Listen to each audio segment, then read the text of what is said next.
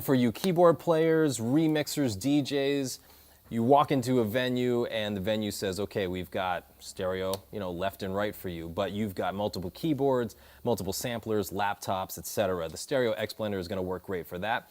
For all of these, minus 10 line level devices, you're going to come out of your devices into the Stereo X Blender's returns.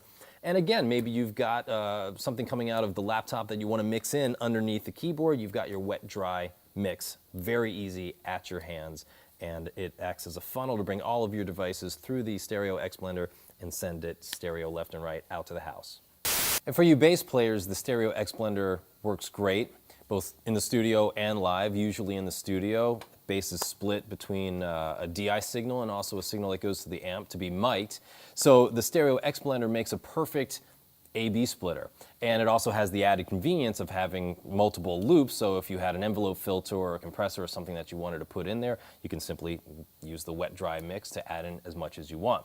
And for live, the Stereo X Blender works great. Again, you've got multiple outputs, you've got a signal that can go to your amp, you've got a signal that can go straight to the board, but through the use of Send 3, because it doesn't have an on-off, it's not affected, it's just a fixed ratio.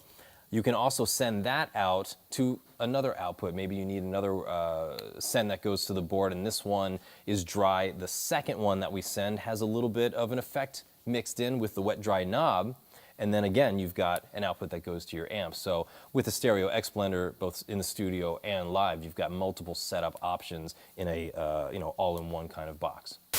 For more information and to find out where you can pick up your Stereo X Blender, you can go to Xotic.us. Again, my name is Dave Weiner. Thanks for joining me.